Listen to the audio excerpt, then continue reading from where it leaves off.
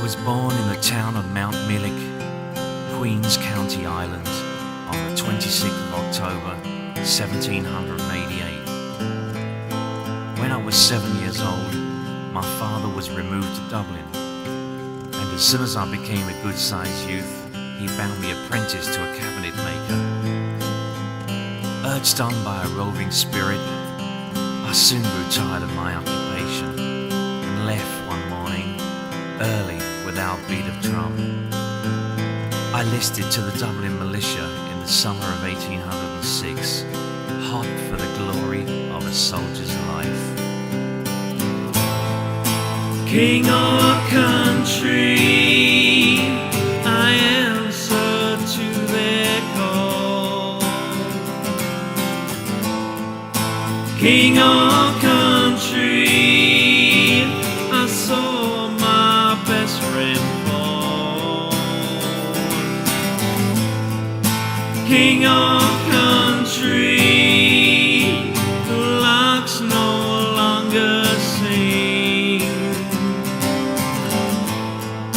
King or country, take a shilling from the king.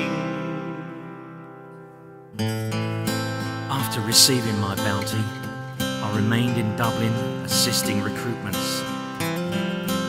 Alas, a private's pay is anything but pleasant, a mere shilling a day, doled out once a week, but with the incentive of £2 for each enlisted recruit. On one occasion, I was accosted by a smart young fellow who said, "Hey, green boy, what bounty did you give?" 18 guineas, I replied, tipping him a shilling which was duly surrendered for its worth in whiskey. By the time the sergeant arrived, he had been sworn in for our brigade. King or country, I answer to their call. King or country, I saw my best friend fall.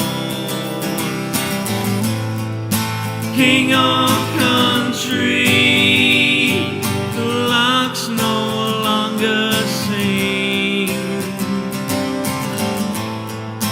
King or country, take a shilling from the king. I befriended an old soldier. He'd lost a leg a few years back whilst fighting under Sir Ralph Abercrombie in Egypt, and from whom I first acquired the martial ardour that insists on infecting young men in times of war.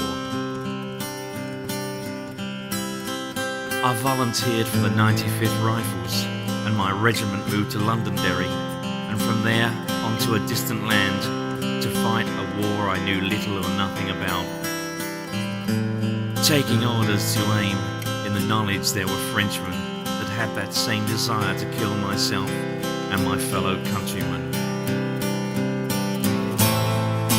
King or country, I answer to their call. King or country, I saw my best friend fall. King or country, the larks no longer sing. King or country, take a shilling from the king. It was a cold, wet December morn when we were caught in the crossfire. My good friend Wilkie took a direct hit to the chest and breathed his last in my arms. The panic that followed was savage. On two sides of the valley were the French and British, with thousands dead or dying. My blood rose in anger. How I longed for the tranquil peace of home, where I could hear the sound of birds or friendly banter of voices, and though I'm in a battle with a visible opponent, Such is a soldier's life. King or country, I answer to their call. King or country, I saw my best friend fall.